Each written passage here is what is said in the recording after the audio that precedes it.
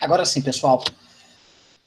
Olá, meus amigos e minhas amigas, meus prezados alunos e minhas prezadas alunas, inscritos na disciplina Direito Processual Penal 1, majoritariamente alunos do 6º período do curso de Direito da UFRN, Campus Caicó.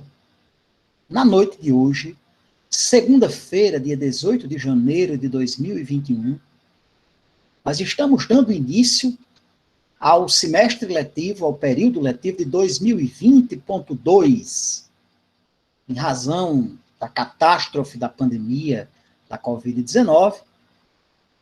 Infelizmente, esse semestre que deveria haver começado em julho, agosto do ano passado, só está começando agora. Tivemos o período letivo suplementar extraordinário de 2020.5 e tivemos o período letivo de 2020.6, no segundo semestre do ano passado. Fatídico ano de 2020, que tantos traumas trará a todos nós para o resto de nossas vidas, em razão dessa pandemia, dessa catástrofe, que até a data de hoje ceifou praticamente 1 em cada 1000 cidadãos brasileiros. Mas, como a vida continua, como a gente tem o dever de lutar e resistir, vamos reiniciar as nossas atividades, doravante, conversando não mais, como nós vimos anteriormente, sobre o direito substantivo, sobre o direito material, direito penal, sobre o âmbito do direito material.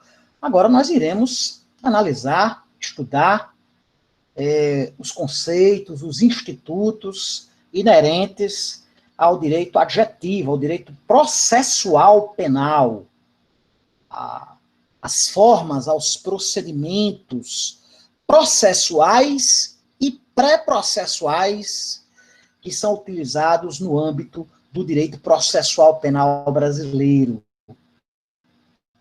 Para isso, nós seguiremos o plano de curso que já se encontra, inclusive, cadastrado no SIGA. O primeiro tópico de aula da nossa disciplina ao longo desse semestre de 2020.2.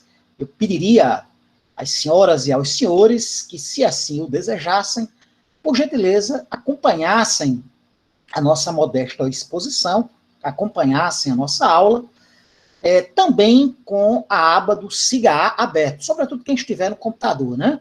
Com o SIGA aberto, para que possa, à medida que eu for discorrendo acerca do plano de curso, e esse será o objeto da nossa aula de hoje, nós iremos fazer uma apresentação acerca do plano de curso, da disciplina, vocês possam realmente acompanhar a minha fala e, eventualmente, fazer algum questionamento, fazer alguma colocação, fazer quaisquer considerações que vocês entenderem pertinentes no tocante ao plano de curso da disciplina Processo Penal 1.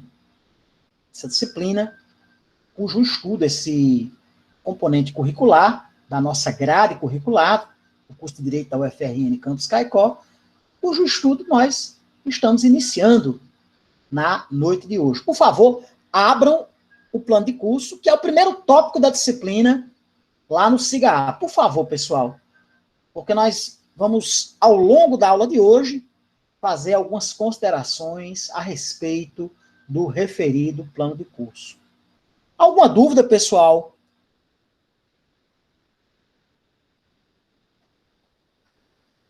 Meus amigos e minhas amigas, os senhores têm alguma dúvida?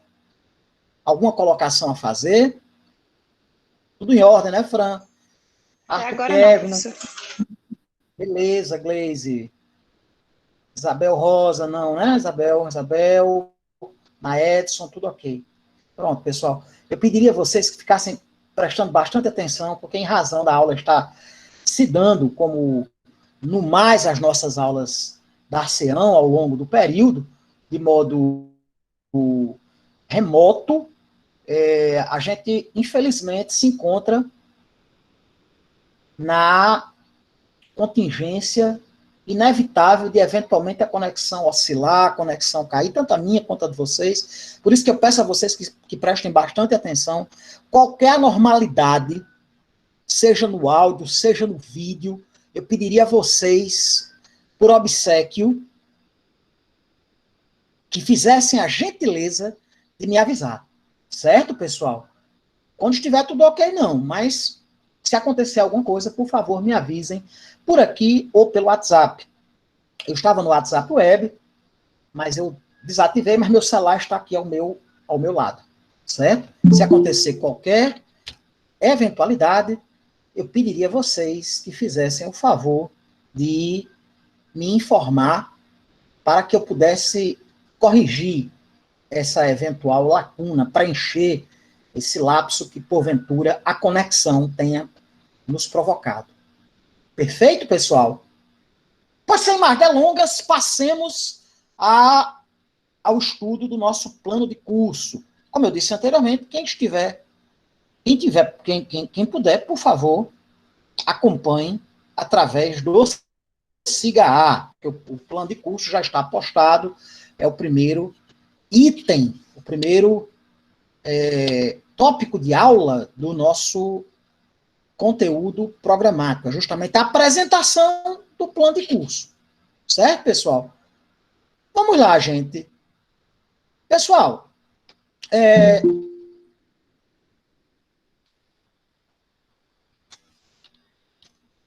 na nossa ementa, nós tratamos dos aspectos gerais inerentes à disciplina, né?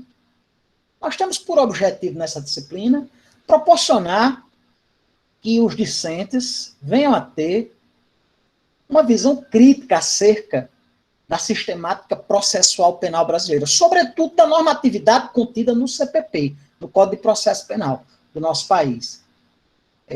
Estudando de maneira crítica, analisando os institutos, os conceitos que norteiam essa disciplina, de maneira a que o acadêmico ou a acadêmica possa estar, ao final desse semestre, capacitado a entender os fundamentos básicos da disciplina Direito Processual Penal. O direito penal aqui visto sob a ênfase, visto sob o enfoque da norma processual. Se nas 4 disciplinas de direito penal o estudante ele estuda o direito penal sob um âmbito substantivo, aqui nós temos o direito penal sob a ótica do direito processual. O direito processual penal, que inclusive, gente, abarca uma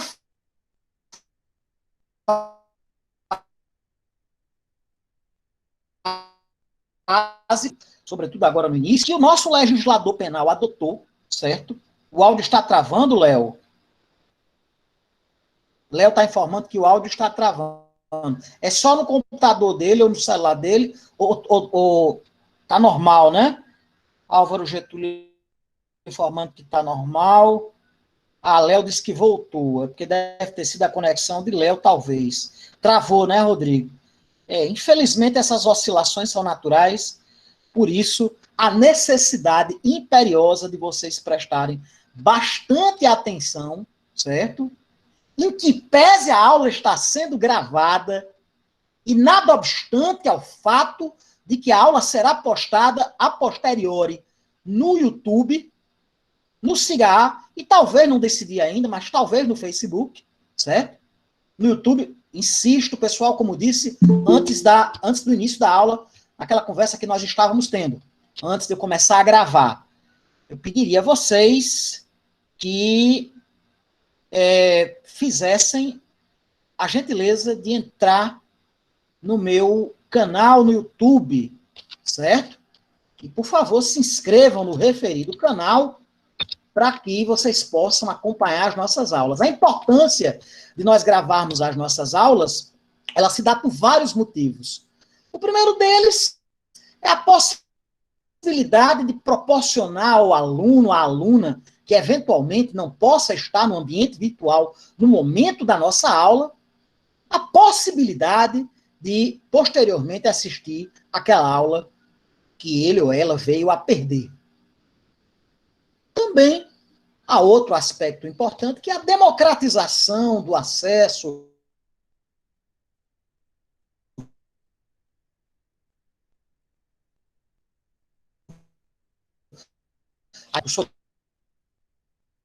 sobretudo a ciência jurídica penal e processual. E essa política de dar publicidade às nossas aulas objetiva também essa questão, gente, também essa questão, vejam só, as senhoras e senhores, de proporcionar a democratização do acesso ao conhecimento jurídico, a promoção da ciência jurídica. Por isso que eu tenho esse canal no YouTube, eu vou até fazer aqui, copiar o link do canal, certo? Para que todos e todas possam realmente inscrever-se no canal. É muito fácil, basta procurar pelo meu nome, mas eu vou colocar aqui no chat o link do canal para que os senhores e as senhoras possam realmente vir a se inscrever no canal e a participar, não apenas com a inscrição, não apenas ativando o sininho para receber as notificações quando chegar algum vídeo novo das disciplinas que eu leciono, não só processo penal 1, certo? Mas também para que vocês possam comentar, eventualmente dar like, curtir, certo? E fazer alguma consideração, alguma crítica, alguma colocação, até algum elogio, se assim vocês o desejarem, certo?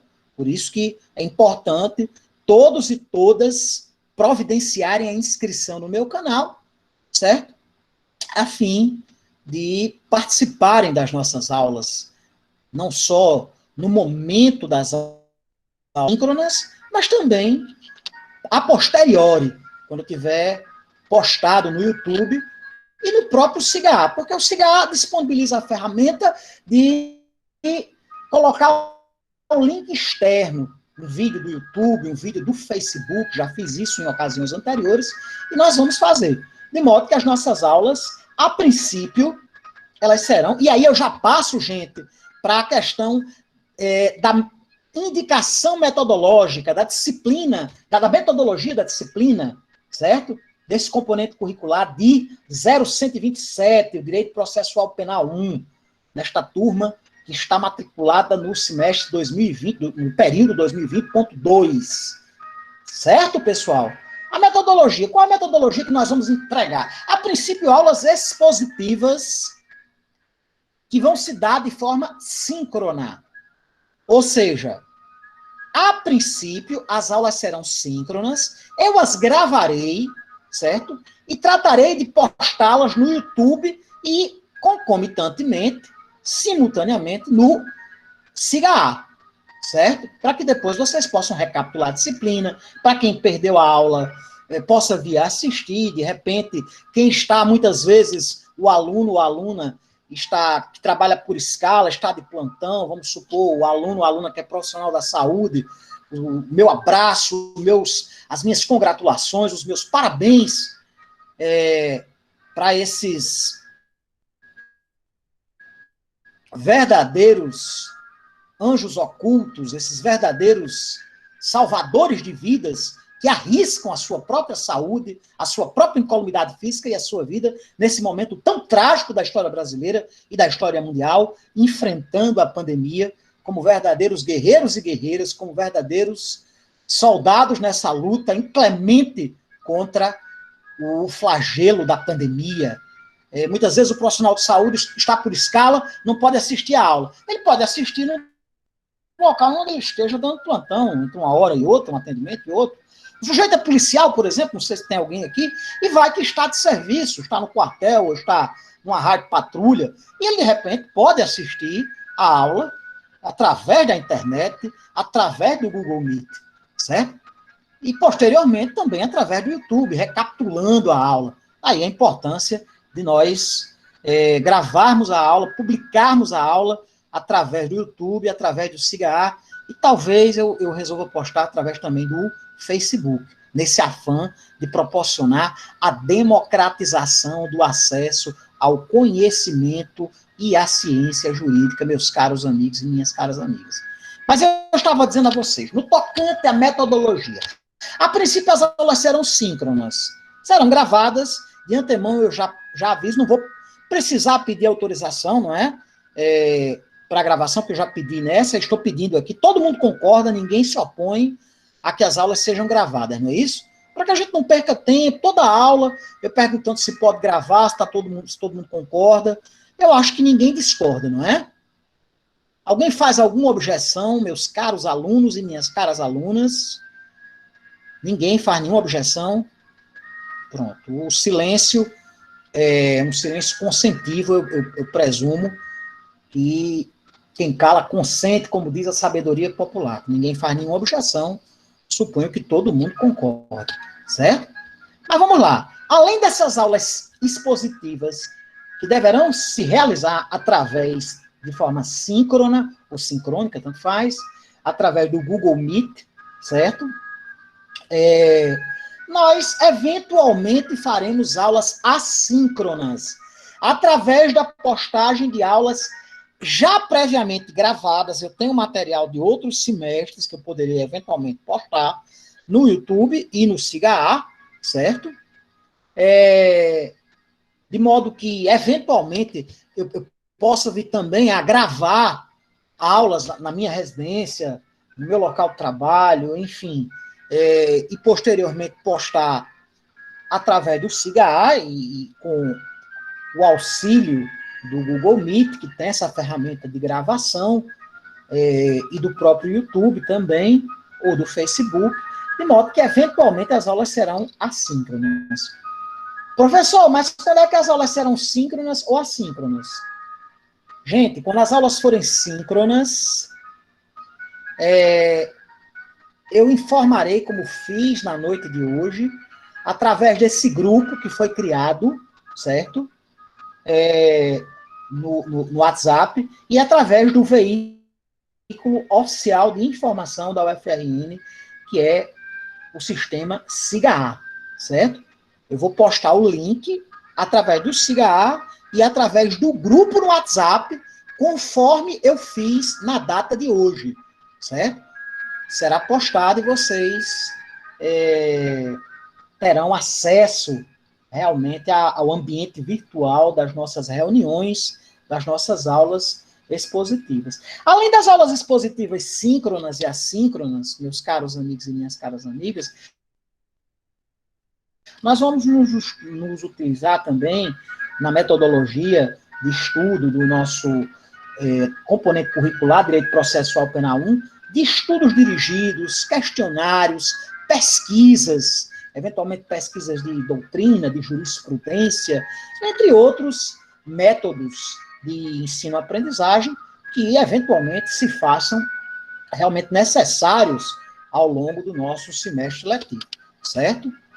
Pessoal, passando a questão da avaliação, das avaliações que nós iremos fazer ao longo do nosso período de 2020.2.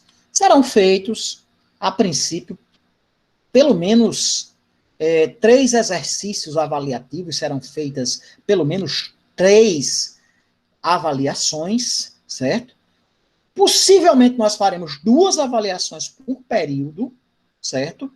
Que poderão ser de forma objetiva, ou seja, com questões de múltipla escolha, através de questionário postado no SIGA, certo? Dentro do horário de aula, eu postarei, se eu fizer alguma prova, dentro do horário da aula, certo?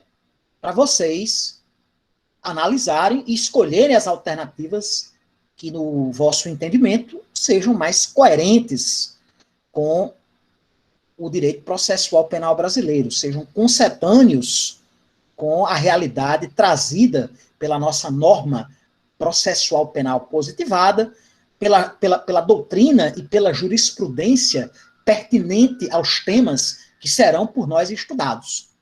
Certo?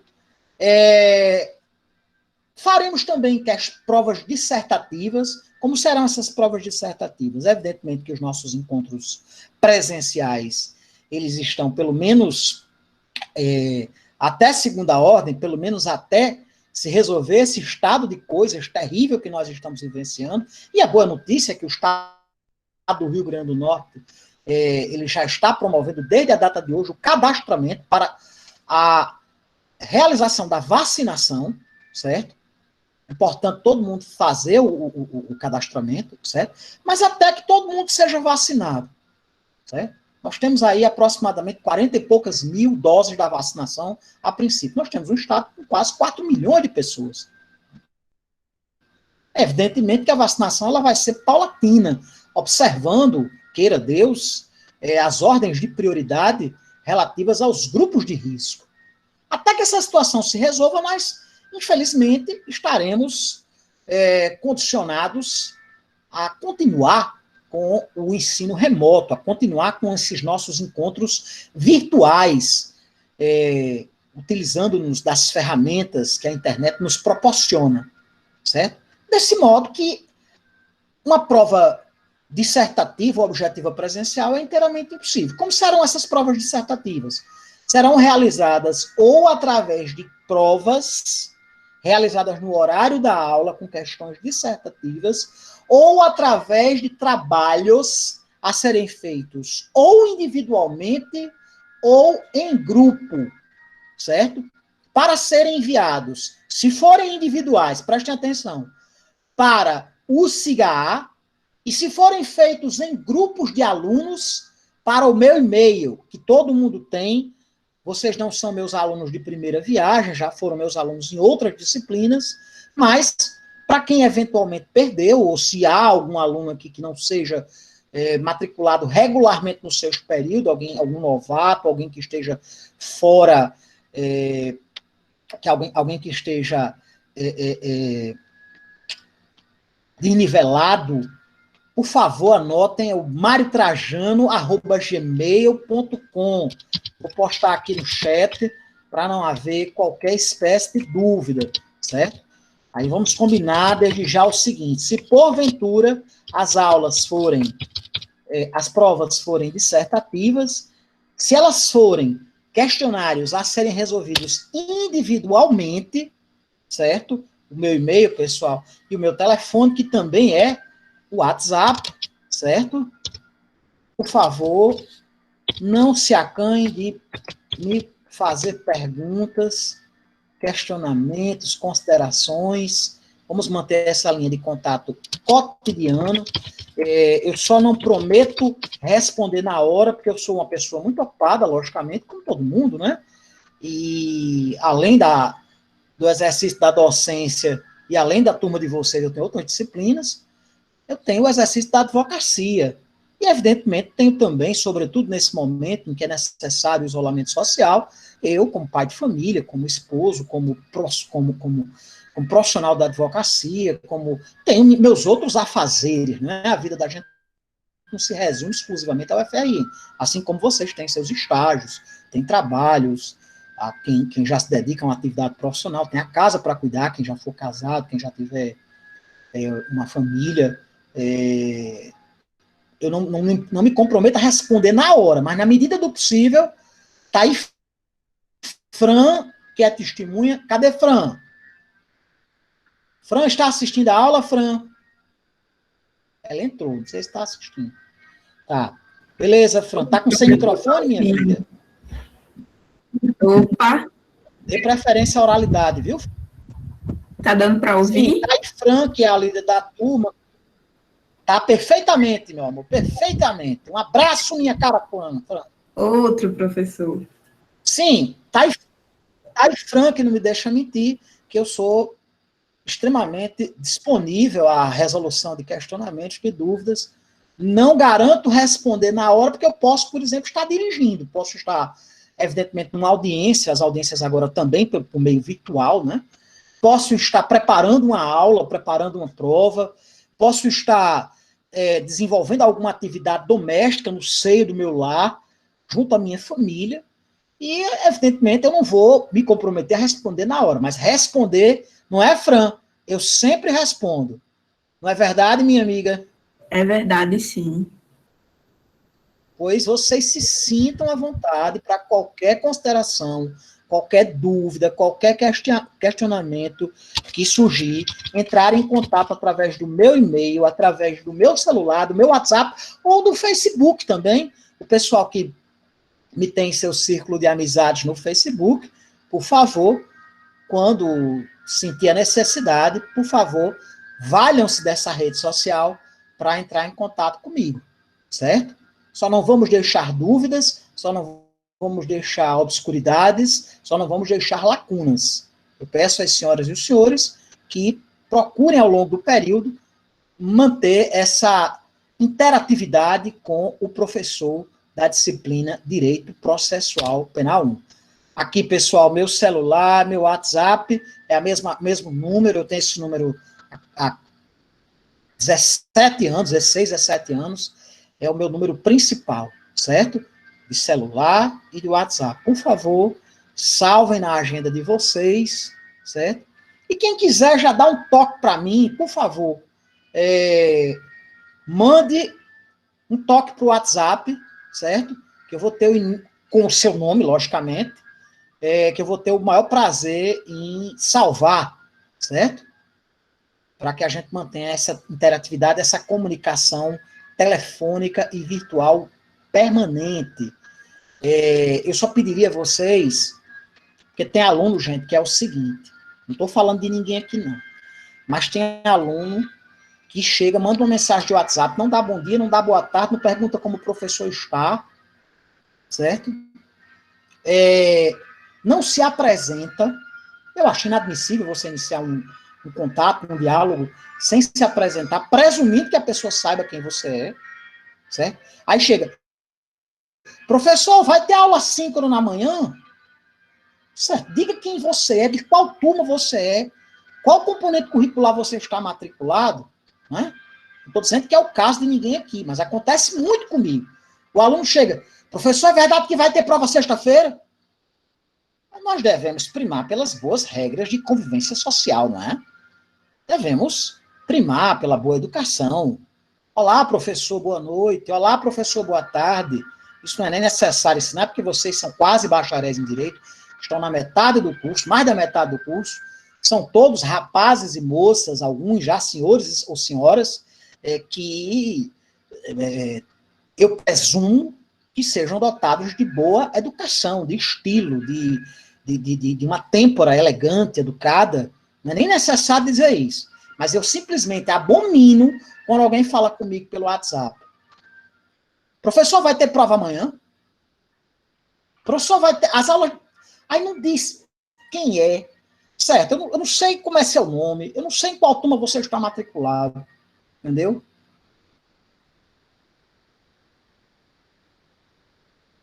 Eu não tenho dotes mediúnicos extraordinários que me presumam adivinhar as coisas. Portanto, assim, o mínimo que se requer é que o aluno se apresente, diga seu nome, diga qual turma pertence, dê pelo menos um bom dia, boa tarde, boa noite, né? Pelo menos isso. Como regra, como observância às regras morais de boa educação, de gentileza, de cordialidade, de boa convivência em sociedade, né? Isso é muito importante. Mas, tirando isso, por favor, sinta-se à vontade para entrar em contato comigo. Eu não durmo cedo, devia nem estar dizendo isso. Eu não durmo cedo, portanto, não se acanhe se for tarde da noite. Se eu já estiver dormindo, não respondo. Entendeu? Só não façam como eu e os colegas meus fizemos quando eu estava no terceiro período do curso pagando Direito Civil 1. Na época era Teoria Geral do Direito Civil, com o meu querido professor Luiz Alberto Dantas Filho, doutor Luiz Alberto, que é juiz de uma das varas de fazenda pública da comarca de Natal. Ele era nosso professor de Civil 1. E nós, eu e um grupo de amigos, estávamos numa farra, surgiu uma dúvida, era uma dúvida séria, mas a gente estava com muitas doses de álcool etílico acima do permitido, por exemplo, para dirigir. Né? E a gente estava num bar, na época, celular era coisa de pessoas muito abastadas, isso foi há 20 e poucos anos atrás, né? E nós ligamos de um orelhão em frente ao bar, Barraca do Caranguejo, lá em Ponta Negra, do professor, eram umas 3 horas da manhã, e ele muito pacientemente nos atendeu, nos respondeu a dúvida, nos tirou o questionamento realmente, só fez a colocação. Pessoal, da próxima vez, se vocês puderem ligar num horário mais civilizado, eu agradeço. Só disse isso. Como um dia da caça, outro do caçador, há alguns anos atrás, em plena festa de Santana, acho que em 2008, por aí, não, foi antes, 2005, 2006, por aí, já faz algum tempo, né? Eu leciono, vai fazer 17 anos no curso de Direito do Campus Caicó e fui 2 anos como professor substituto do campus de Natal. E numa festa de Santana, uns alunos ligaram para mim, quem é de Caicó vai saber do que eu estou falando, estavam tomando uma no posto de Rusão, na conveniência do posto de Rusão, alta madrugada, ligaram para mim para tirar uma dúvida de direito penal, e eu respondi, em que pese já está recolhido, também com várias doses de uísque, tinha participado de uma festa com a minha então companheira, acho que foi com a mãe do meu filho mais velho. Eu respondi pacientemente a dúvida, lembrando do professor Luiz Alberto, tinha feito o mesmo comigo e com os meus colegas, muitos anos antes, quase 20 anos antes. E os alunos ficaram satisfeitos, só não ficaram mais satisfeitos porque me chamaram para beber com eles. E eu disse, não, gente, eu estava recolhido, entendeu? E eu estou aqui dando assistência à minha esposa, eu não vou sair de casa para ir até aí, ainda que seja para debater direito, beber com vocês a essa hora da madrugada. Por favor, os senhores tenham a compostura. Tirando essas situações, vocês podem ligar para mim a hora que vocês quiserem. Certo? Tirando esses extremos, que ninguém vá para bar de madrugada. Até porque agora, gente, vamos manter o bom senso e o isolamento social. Vamos ficar em casa. Nós teremos toda uma vida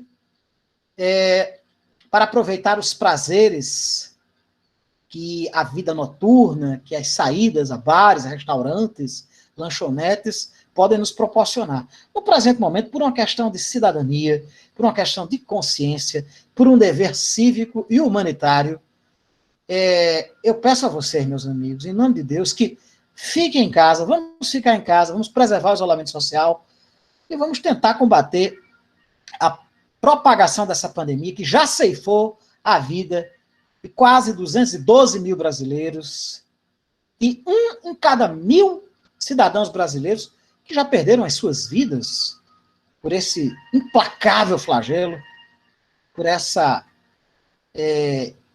implacável tragédia, essa catastrófica tragédia histórica da pandemia. Vamos ficar em casa, deixar para tomar uma depois que passar, todo mundo tiver vacinado, aí todo mundo se encontra, quer beber, bebe em casa, sabe, numa sexta-feira à noite, num sábado à noite, compre sua cerveja, higienize a latinha ou a garrafa e bebe em casa. Vamos evitar aglomeração, eu acho que é uma questão de prudência, é uma questão de consciência, é uma questão de cidadania, pessoal, certo? Vamos procurar, já que a gente está fazendo esse esforço homérico em nome da não paralisação das nossas atividades letivas, nós estamos fazendo esse esforço de um semestre letivo através da via remota, vamos também conter os nossos ímpetos, a nossa ansiedade, e vamos procurar realmente ficar em casa, pessoal. Gente, alguma dúvida acerca da metodologia a ser empregada ao longo desse período letivo de 2020.2? Nenhuma dúvida, Paulinho, Rodrigo, nenhuma dúvida? Pessoal, alguma dúvida? Natália, Isabel, nenhuma dúvida, não é, pessoal? Se alguém tiver alguma dúvida, por favor, não guarde para si, socialize com o grupo e com o professor, para que eu possa efetivamente responder. Tudo tranquilo, Fernando? Um abraço, meu caro amigo Fernando. Pessoal, vocês estão acompanhando pelo SIGA o nosso plano de curso. Braço forte, Fernando. Gente, vamos agora realmente ao ponto mais importante do nosso plano de curso, que vem a ser o conteúdo programático, certo? O conteúdo programático da nossa disciplina Processo Penal 1, ele contém 10 tópicos diferentes. Alguns desses tópicos nós gastaremos 2, 3, 4 aulas no tópico desse. Mas outros não, nós conseguiremos ver em uma aula, 2 aulas no máximo, certo? Vai depender do tamanho do tópico.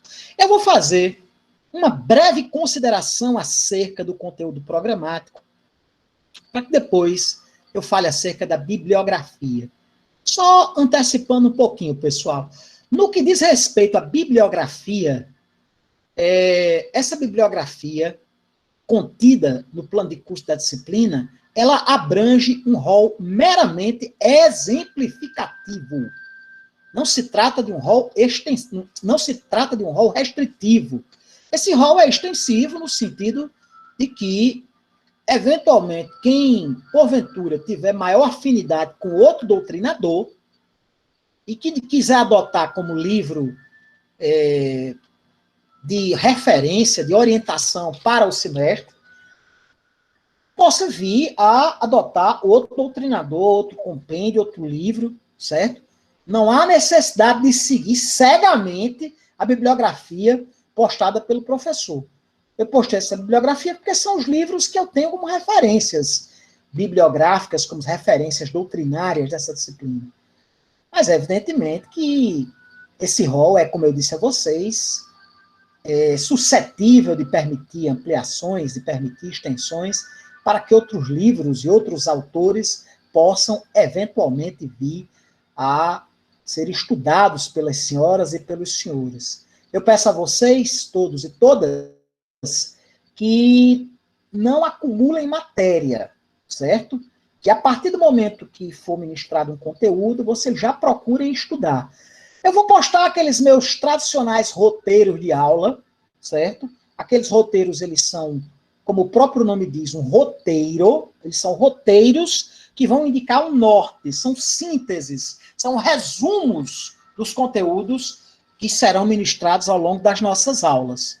Logicamente que eles não têm a pretensão de exaurir toda a matéria, todo o conteúdo que será por nós ministrado, tendo em vista que isso realmente só pode se dar através do estudo da doutrina mais abalizada, da doutrina processual penal, a doutrina penal e a doutrina constitucional, que eventualmente vocês vierem a estudar. Na bibliografia, nós colocamos alguns compêndios, alguns cursos, manuais, alguns livros de processo penal. Mas, obviamente, até para recapitular algum assunto de constitucional ou de penal, vocês poderão vir a se valer de livros que não são da nossa disciplina, certo? Alguém tiver esquecido, por exemplo, algum conceito inerente ao direito material e inerente ao direito substantivo, ao direito penal propriamente dito, evidentemente que vai se valer dos livros de penal. Como muitos outros ramos e sub-ramos da ciência jurídica, o processo penal é informado por princípios de índole essencialmente constitucional. E esses princípios, eles dizem respeito ao estudo da norma jurídica constitucional.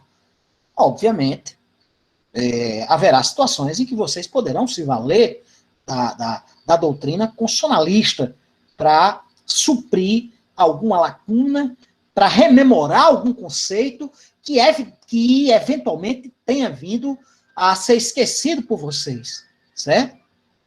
Mas, sem mais delongas, passemos ao estudo dos tópicos do plano de curso. Gente, o primeiro tópico, o segundo, né? Porque o primeiro é a aula de hoje. Nós vamos fazer uma apresentação do plano de curso. Estamos fazendo uma apresentação do plano de curso. Mas o primeiro tópico do conteúdo programático, o primeiro tópico de estudo propriamente dito, nós vamos fazer algumas considerações gerais acerca do processo penal. Vamos conceituar a disciplina, vamos analisar a posição enciclopédica da disciplina junto à ciência do direito e junto às ciências afins. Vamos tratar das características inerentes ao processo penal, sobre os princípios gerais que regem o processo penal, matéria da mais absoluta importância, a exemplo do que aconteceu com os princípios gerais do direito penal. A ciência jurídico-processual penal também é formada por princípios gerais, por balizas axiológicas, por nortes valorativos, por referências principiológicas que serão por nós, logicamente, estudadas também nesse primeiro tópico da disciplina, certo?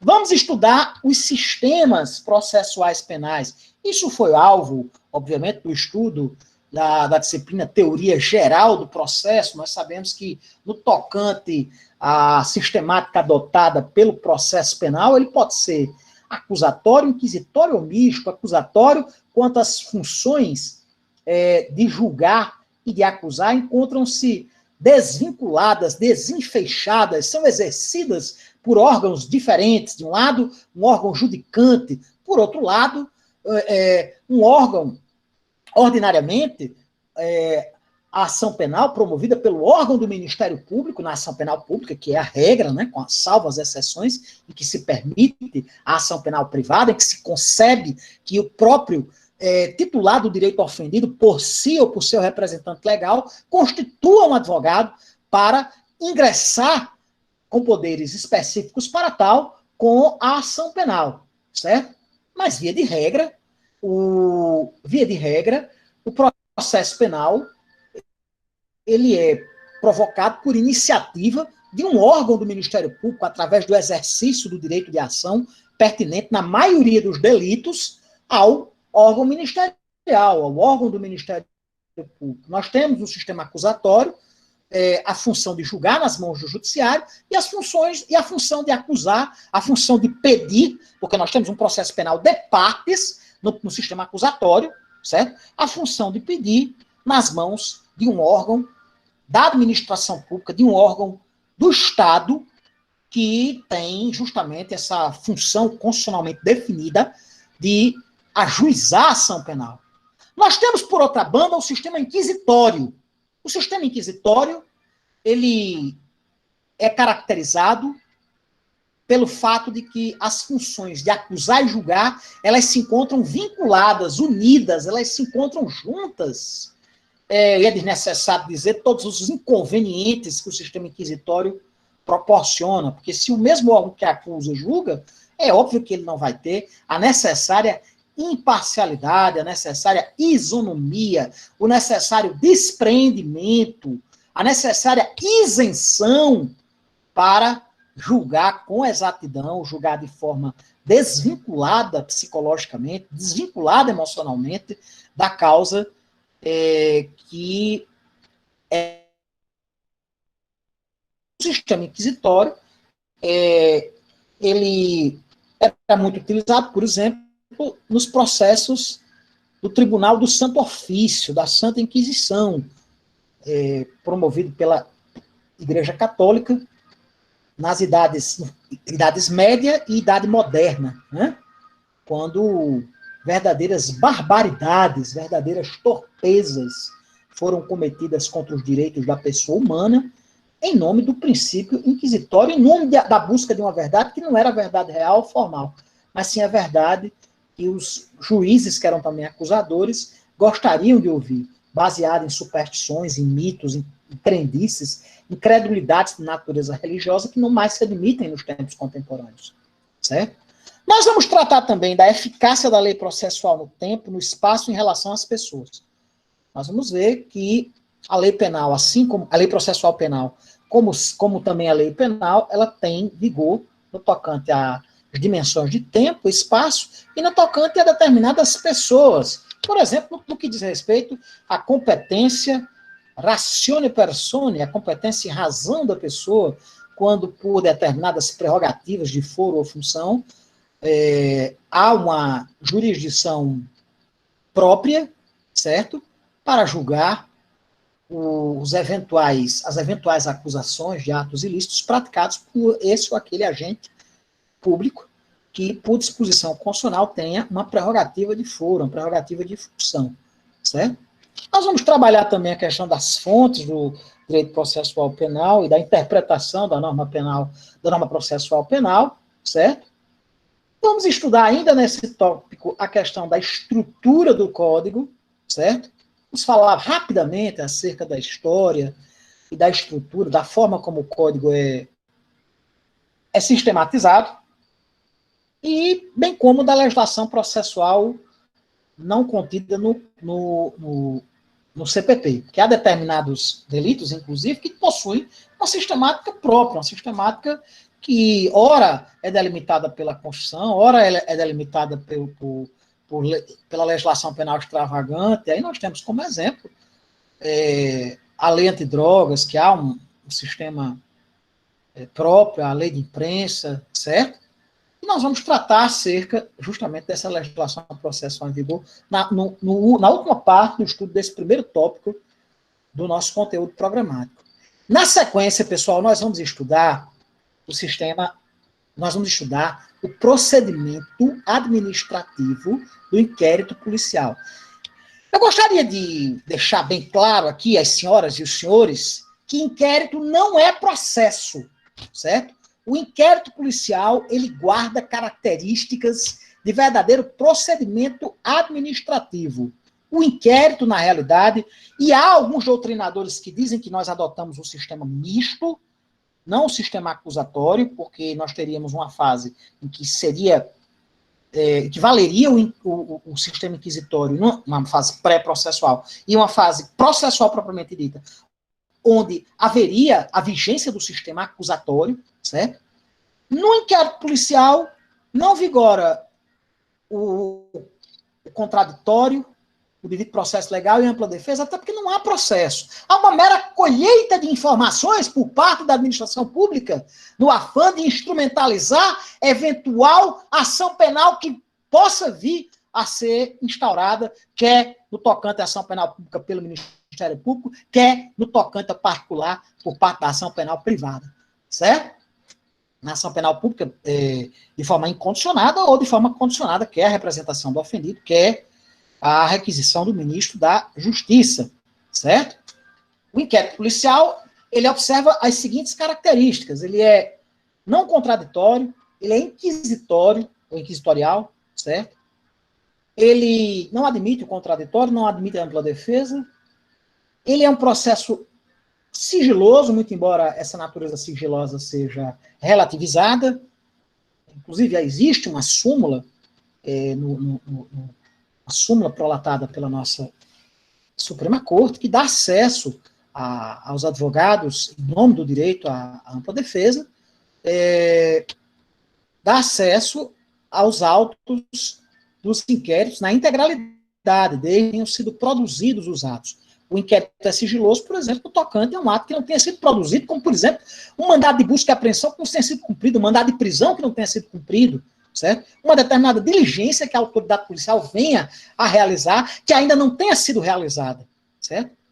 A natureza secreta do inquérito policial, nesse momento, ela é fundamental para que não se atrapalhem as investigações, porque senão, se porventura uma pessoa que tenha contra si um mandado de prisão expedido, venha tomar conhecimento desse mandado, através de seu advogado, possa vir a frustrar eventual custódia preventiva determinada pelo juízo, certo? Requerida pela autoridade policial e determinada pelo juízo. Do mesmo modo, poderia haver uma eventual destruição de provas, entendeu? Quando a parte viesse a saber que havia um pedido feito através de representação do delegado, junto ao órgão judicante, para que se prolatasse uma decisão determinando uma busca e apreensão, mandado de busca e apreensão, a residência no escritório, no local de domicílio, ou residência ou de trabalho do indivíduo que eventualmente fosse alvo de investigação penal, certo? Portanto, o inquérito policial, ele guarda diferenças continentais, diferenças imensas em relação ao processo. Álvaro Getúlio, o que é SV14? Álvaro? Pessoal, vocês estão me ouvindo? A súmula vinculante 14. Sim, Álvaro. Muito bem, meu querido. Valeu, valeu, valeu. SV é súmula vinculante. Valeu, querido. Isso. Muito bem, Álvaro Getúlio. Muito bem, meu caro amigo. A publicidade a qual fala a súmula vinculante 14 é a publicidade de atos já praticados. Né? De atos já praticados. Certo? Não há nenhuma quebra da natureza, da característica de sigilosidade, de sigilo do inquérito policial, ao se franquear em nome do direito à ampla defesa, ao contraditório, em nome do exercício da liberdade profissional do advogado, o acesso a peças que já tenham sido produzidas. Não vai haver qualquer espécie de prejuízo para a instrução processual penal, nem para essa fase pré-processual, essa fase procedimental do inquérito, se o advogado tiver acesso através de fotocópias ou através de fotografias, o que seja, de cópias de modo geral, aos autos do inquérito. Isso é um direito que assiste à defesa, é um direito que assiste ao exercício, é uma prerrogativa inerente à advocacia, certo?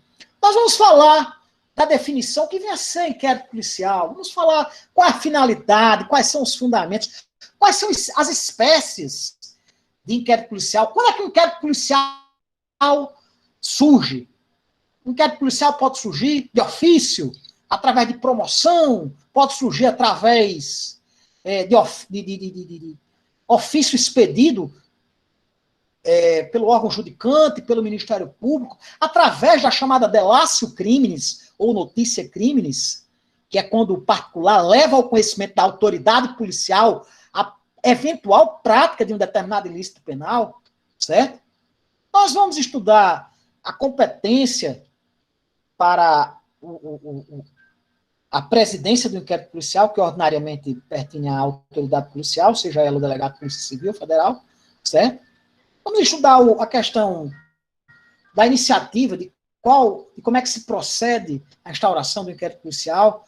Vamos estudar a questão do arquivamento e desarquivamento eventual dos autos de um determinado inquérito policial. Aí a gente termina esse segundo tópico de estudo do nosso conteúdo programático. E passamos para a fase processual propriamente dita. Vamos estudar a ação penal. O que é a ação penal?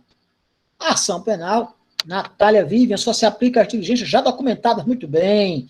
As que estiverem em andamento não são inclusas. Exatamente isso, Natália. Não há produção ainda de provas, não há documentação de provas e, portanto, não vale a publicidade, certo? Não vale o acesso à defesa de eventual acusado em processo, em inquérito policial. Acusado não, investigado em inquérito policial, certo? Lembrando que do surgimento do inquérito até o eventual indiciamento, o indivíduo é um mero suspeito, é um mero investigado, né? A partir do momento em que há um indiciamento, ele pode ser chamado de indiciado. Ele só é réu, acusado, denunciado, promovido, querelado, se a ação for penal privada, quando há o ajuizamento da ação penal, certo? Ele só é sentenciado quando há a sentença de primeira instância. Ele só é condenado quando há o trânsito em julgado da sentença penal condenatória, certo? E quando há o trânsito em julgado, ele passa a ser condenado, ele se encontra cumprindo uma determinada pena, seja ela privativa de liberdade, restritiva de direitos, ou seja, dotada de natureza de multa, de natureza pecuniária, o indivíduo ele passa a ser efetivamente, oficialmente condenado, certo? Tem o seu nome lançado no rol dos culpados e passa efetivamente a sofrer todos os efeitos inerentes a uma condenação criminal, inclusive no tocante à eventual reincidência, certo? Ao advento do fenômeno da reincidência. Mas no tocante à ação penal, gente, nós vamos estudar o que vem a ser a ação penal, o conceito da ação penal. Qual é a natureza jurídica da ação penal? Quais são as condições da ação, aquelas velhas condições da ação que a gente vê em TGP? Quais são as condições de procedibilidade da ação, os chamados pressupostos processuais? Nós vamos estudar a questão da ação penal e a ação civil. Nós temos aqui, no processo penal brasileiro, a ação civil ex delito, certo? Nós vamos estudar a ação penal pública e a ação penal privada, a ação penal pública de titularidade do Ministério Público, que pode eventualmente estar condicionada a determinadas condições de admissibilidade, de procedibilidade ou não, certo? Vamos estudar a denúncia, como é que se faz a acusação, como é que se instaura a ação penal na ação penal pública. Vamos, obviamente, estudar a questão da ação penal privada que se dá, que é interposta, que é ajuizada através da queixa, diferentemente da ação penal pública, a queixa ela é de titularidade da própria pessoa que foi ofendida pelo delito, certo?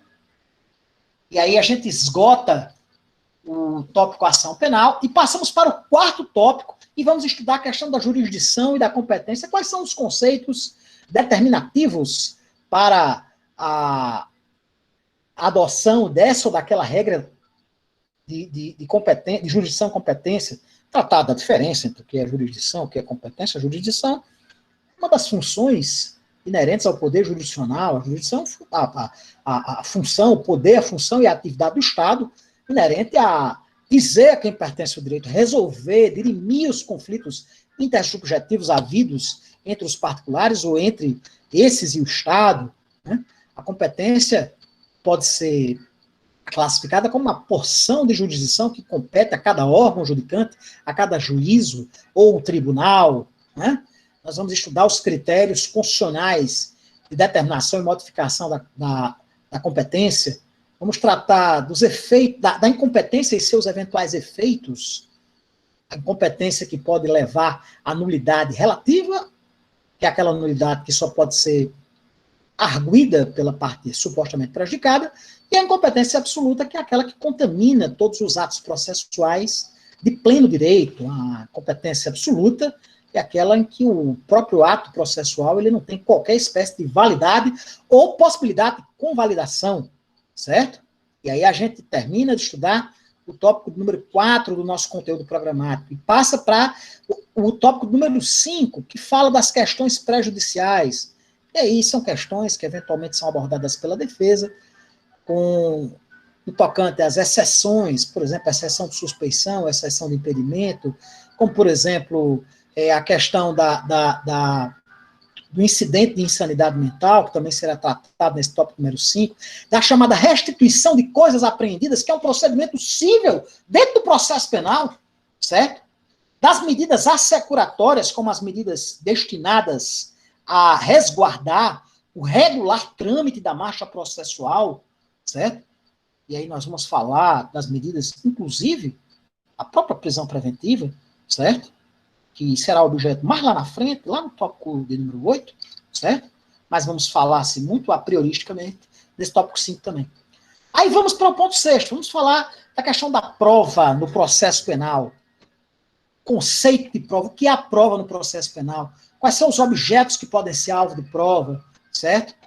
Quais são os princípios? A quem compete o ônus probatório? No processo penal, o ônus probatório, em regra, compete a quem acusa. Né? Não é, eu digo sempre isso, a defesa que tem que provar a inocência do acusado, mas sim a acusação que tem que provar, em nome do princípio da presunção do estado de inocência, em nome do princípio da presunção da inocência, princípio constitucional, certo? E também em nome do princípio da não imputação objetiva, não responsabilização criminal objetiva, é a acusação que tem o mistério, que tem o dever de provar a culpabilidade. Não é a defesa que tem que provar que o réu é inocente, certo? Aí vamos estudar a questão das provas, prova pericial, o interrogatório, o reconhecimento de coisas, as provas testemunhais, a acariação, as provas documentais, as provas periciais, a questão da busca e apreensão também será estudada por nós nesse tópico do número 6 do nosso conteúdo programático. Na sequência, nós estudaremos o 7º ponto do nosso conteúdo, que diz respeito aos aspectos subjetivos do processo penal, as partes no processo penal. Trataremos dos sujeitos que são atores do processo penal, o órgão judicante, o juiz, o tribunal, o órgão ministerial, o órgão responsável pela acusação, que tem essa função constitucionalmente determinada pela nossa Magna Carta de promover a ação penal pública. Vamos tratar do acusado e seu defensor, eventualmente o advogado constituído, advogado liberal, advogado privado que seja constituído pela parte, ou eventualmente o defensor público, ou advogado que seja constituído para defender o indivíduo através do Estado, através da administração pública, ou o defensor dativo, o advogado dativo que é nomeado pelo juízo, certo? Vamos tratar da figura do assistente de acusação. O assistente de acusação é aquele profissional do direito, aquele advogado ou aquela advogada que é habilitado pela vítima ou por seus familiares para fazer parte, para tomar parte na acusação, certo? É chamado advogado de acusação, ou assistente de acusação. Vamos tratar das funções exercidas pelos serventuários da justiça, pelos peritos, pelos intérpretes, enfim, pelos atores que funcionam no processo penal. No 8º ponto da nossa disciplina, nós vamos tratar da prisão, especificamente da prisão. Conceito de prisão, espécie de prisão, quando é que é lícito ao Estado cercear a liberdade do indivíduo, certo? Quais são as situações em que, eventualmente, mesmo sem o trânsito em julgado da sentença penal condenatória, é permitido ao Estado vedar, cercear, impedir o exercício ao direito à liberdade, certo? Aí vamos estudar as espécies de prisão, estudaremos a prisão preventiva, a prisão provisória, a prisão em flagrante, as formas de prisão previstas na nossa legislação processual penal. No 9º e penúltimo item, 9º e penúltimo tópico da nossa disciplina, nós estudaremos as comunicações feitas pelo juízo, as citações e as intimações, bem como a eventual resposta do réu, que se dá através da resposta escrita à acusação. Antigamente era denominada de defesa prévia, defesa preliminar, hoje é resposta escrita à acusação, certo? E também, ao longo do processo do acompanhamento da instrução e, posteriormente, das alegações finais ou razões finais. Vamos estudar os efeitos da revelia, diferentemente do processo civil, cuja revelia, em regra, faz presumir-se como verdadeiros os fatos imputados pela parte autora. Aqui no processo penal não há presunção de veracidade das alegações autorais quando ocorre a revelia. No caso de eventual revelia, o juiz determinará a nomeação de um defensor público ou de um defensor dativo, de um advogado que será constituído pelo juiz para acompanhar o caso, certo? Aí vamos falar também da suspensão do processo, do prazo prescricional. A denúncia ordinariamente suspende a prescrição. Vamos tratar da questão dos prazos prescricionais e da preclusão, quando é que preclui, quando é que deixa de existir o direito ao exercício de uma determinada faculdade processual, certo? Por derradeiro, lá no 10º e último tópico do nosso conteúdo programático, nós vamos estudar a sentença, a decisão penal, seja ela absolutória ou condenatória, a decisão que pode ser de natureza definitiva ou terminativa, certo? As sentenças, como vocês sabem, são de natureza definitiva.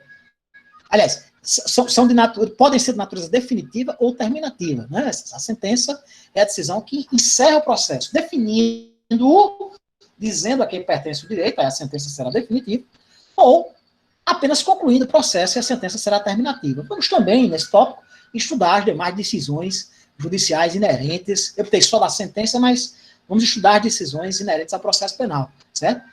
No processo penal, nós temos, exemplo que acontece no processo civil, também decisões interlocutórias e despachos de mero expediente, certo, gente? Entre os atos praticados pelo juízo. Finalmente, pessoal, para nós encerrarmos a nossa aula de hoje, vamos tratar aqui da bibliografia. Reiterando o que foi dito agora há pouco, a bibliografia contempla um rol meramente exemplificativo, gente. Não é um rol restritivo. Esse rol é extensivo, esse rol permite que vocês se utilizem de outras obras, de outros autores, de outros cursos, manuais, compêndios de processo penal, de direito processual penal, pessoal. Mas eu citei alguns aqui. Do professor Norberto Avena, eu coloquei o processo penal e o processo penal esquematizado. Uma versão simplificada, ambos são da editora Método. Coloquei o curso de processo penal do Fernando Capês. Eu acho Capês melhor como processualista, acho melhor Capês no processo penal do que no direito penal, certo? Lá da editora Saraiva. Coloquei também o livro de Antônio Alberto Machado, curso de processo penal, certo? Lá da editora Atlas. O professor Guilherme de Souza Nutti, grande Guilherme de Souza Nutti, e o seu manual de processo penal, que o Manual do Processo Penal é recente, que ele tinha o Processo Penal, mas aí ele unificou as suas obras no Manual do Processo Penal, muito recente, novo, lá do Grupo Shen, lá da editora Forense. Né? O curso de Processo Penal de Eugênio Parcelli, da editora Atlas, também do Grupo Shen, certo? Nós temos aqui o curso de Direito Processual Penal de Nestor Távora e de Rosmar Antonioni Rodrigues Alencar, certo? Também é um livro, Antônio Rodrigues Alencar, também é um livro interessante. E nós temos o livro de Fernando da Costa Tourinho Filho, também muito bom, Manual de Processo Penal, lá da editora Saraiva, certo? Além disso, é interessante que nós nos utilizemos como suporte bibliográfico, obviamente, da norma constitucional e infraconstitucional, da norma positivada, ou seja, do Código Penal Brasileiro, do Código de Processo Penal Brasileiro e da nossa Carta Magna da Constituição da República Federativa do Brasil. São esses, em síntese, as obras, as referências bibliográficas ao longo desse período de 2020.2. Certo, pessoal? Gente, alguma dúvida? Alguém tem alguma dúvida? Alguma colocação a fazer? Rodrigo Medeiros, não. Quem mais, pessoal? Dara, não. Nenhum questionamento sobre metodologia, sobre bibliografia, sobre conteúdo programático? Não, Vinícius? Não, nada no momento. Nada no momento. Beleza, Salmer? Gente, Rodrigo Medeiros foi bastante claro. Valeu, Rodrigo. Paulo Varela, tudo ok, né, Paulinho? Valeu. Como é que tá a saúde, Paulinho? Tudo bem?